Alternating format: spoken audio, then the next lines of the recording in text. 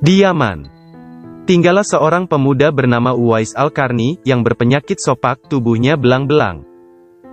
Walaupun cacat, ia adalah pemuda yang soleh dan sangat berbakti kepada ibunya. Ibunya adalah seorang wanita tua yang lumpuh.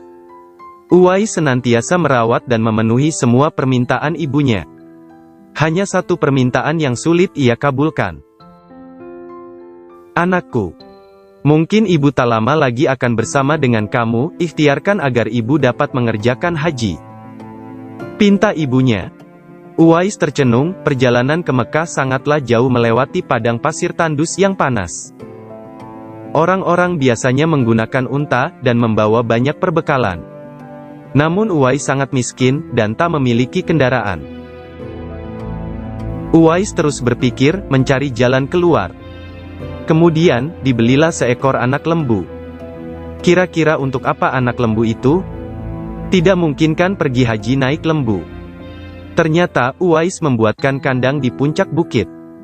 Setiap pagi beliau bolak-balik menggendong anak lembu itu naik turun bukit. Uwais gila, kata orang-orang. Kelakuan Uwais memang sungguh aneh. Tak pernah ada hari yang terlewatkan ia menggendong lembu, naik turun bukit. Makin hari, anak lembu itu makin besar, dan makin besar tenaga yang diperlukan Uwais. Tetapi karena latihan tiap hari, anak lembu yang membesar itu tak terasa lagi. Setelah 8 bulan berlalu, sampailah musim haji. Lembu Uwais telah mencapai 100 kg. Begitu juga dengan otot Uwais, yang makin membesar. Ia menjadi kuat mengangkat barang. Tahulah sekarang orang-orang, apa maksud Uwais menggendong lembu setiap hari.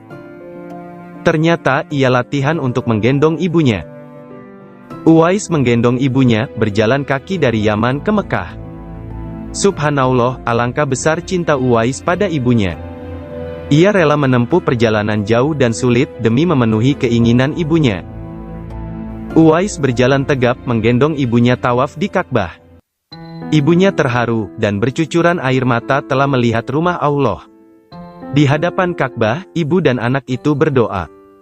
"Ya Allah, ampuni semua dosa ibu," kata Uwais. "Bagaimana dengan dosamu?" tanya ibunya keheranan. Uwais menjawab, "Dengan terampunnya dosa ibu, maka ibu akan masuk surga. Cukuplah ridho dari ibu yang akan membawa aku ke surga." Subhanallah, itulah keinginan Uwais yang tulus dan penuh cinta. Allah subhanahu wa ta'ala pun memberikan karunia-Nya. Uwais seketika itu juga disembuhkan dari penyakit sopaknya. Hanya tertinggal bulatan putih di tengkuknya. Tahukah sahabatku, apa hikmah dari bulatan disisakan di tengkuk? Itulah tanda untuk Umar bin Khattab dan Ali bin Abi Thalib, dua sahabat utama Rasulullah Shallallahu Alaihi Wasallam, untuk mengenali Uwais. Beliau berdua sengaja mencari Uwais di sekitar Ka'bah. Karena Nabi Muhammad Shallallahu Alaihi Wasallam berpesan, "Di zaman kamu nanti, akan lahir seorang manusia yang doanya sangat makbul. Kamu berdua pergilah cari dia. Dia akan datang dari arah Yaman, dia dibesarkan di Yaman. Dia akan muncul di zaman kamu, carilah dia. Kalau berjumpa dengan dia, minta tolong dia agar berdoa untuk kamu berdua." Pemuda bernama Uwais Al-Qarni. Ia tinggal di negeri Yaman.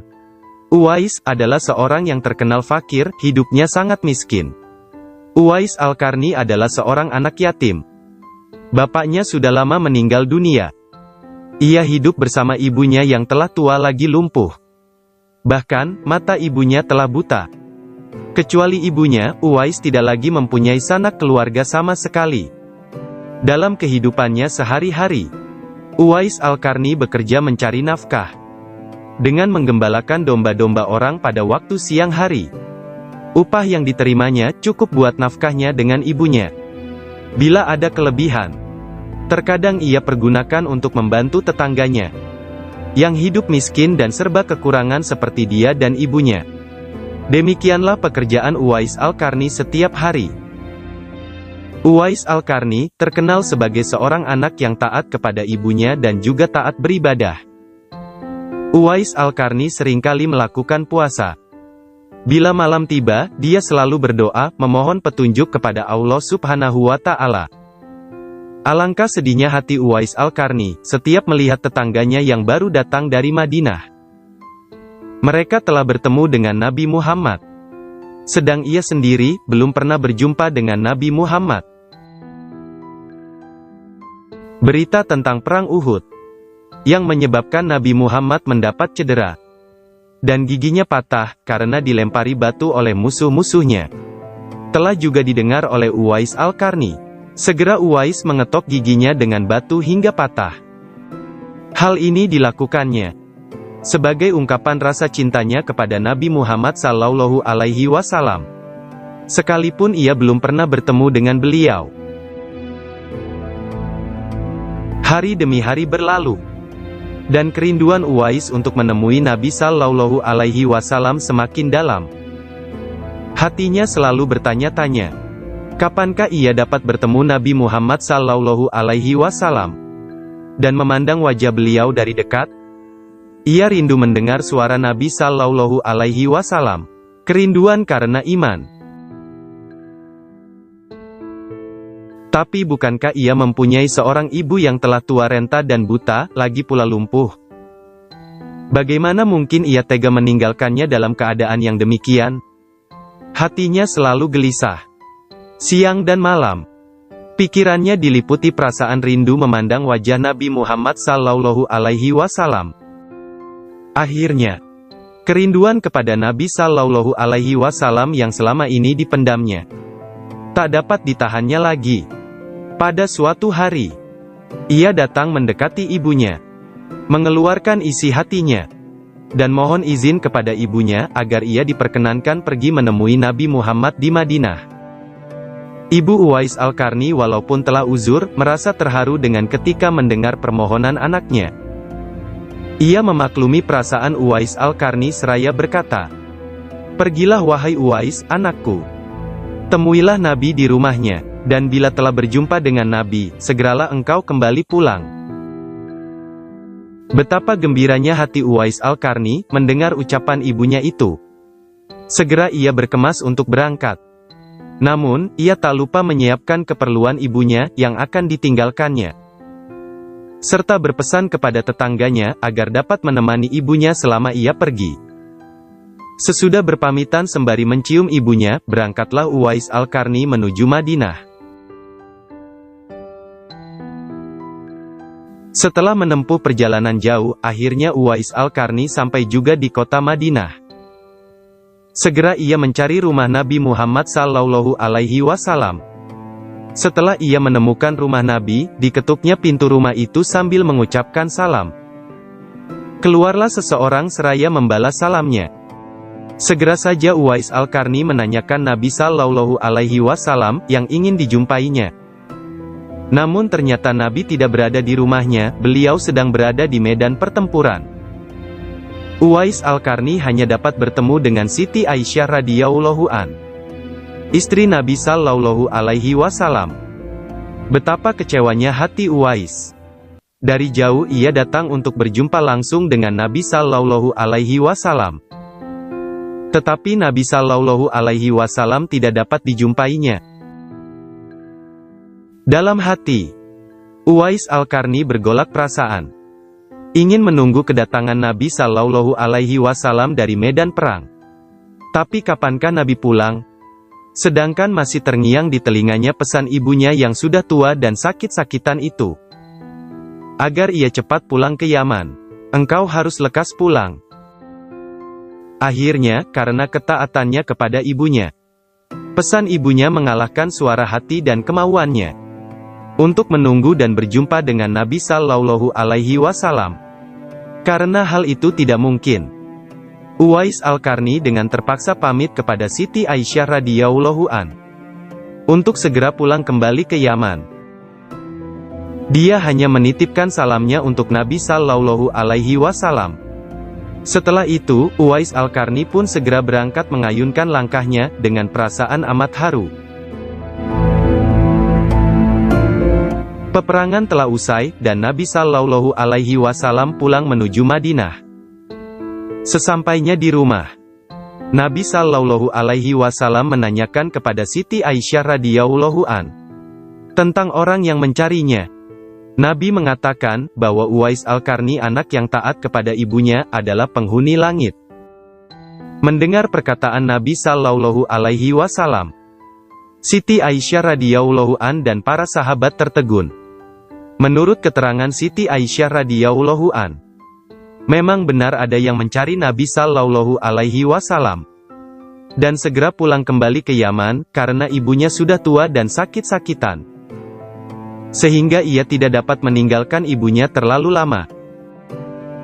Nabi Muhammad Shallallahu Alaihi Wasallam melanjutkan keterangannya tentang Uwais Al-Qarni, penghuni langit itu, kepada para sahabatnya.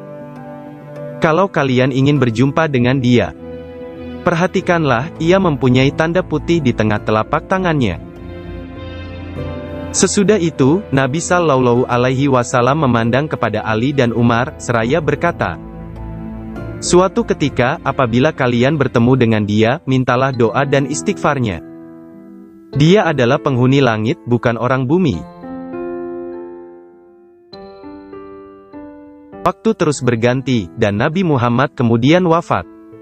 Kekhalifahan Abu Bakar pun telah digantikan pula oleh Umar bin Khattab.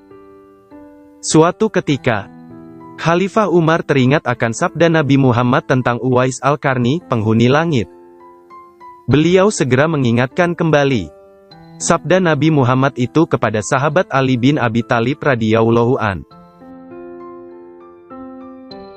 Sejak saat itu, setiap ada kafilah yang datang dari Yaman, Khalifah Umar radhiyallahu an dan Ali radhiyallahu an selalu menanyakan tentang Uwais Al-Qarni, si fakir yang tak punya apa-apa itu, yang kerjanya hanya menggembalakan domba dan unta setiap hari.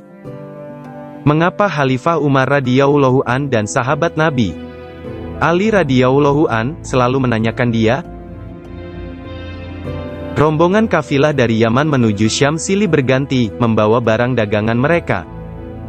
Suatu ketika, Uwais Al-Qarni turut bersama mereka. Rombongan kafilah itu pun tiba di kota Madinah. Melihat ada rombongan kafilah yang baru datang dari Yaman, segera Khalifah Umar radhiyallahu an dan Ali radhiyallahu an mendatangi mereka dan menanyakan apakah Uwais Al-Qarni turut bersama mereka. Rombongan kafilah itu mengatakan bahwa Uwais Al-Qarni ada bersama mereka, dia sedang menjaga unta-unta mereka di perbatasan kota. Mendengar jawaban itu, Khalifah Umar dan Ali segera pergi menjumpai Uwais Al-Qarni.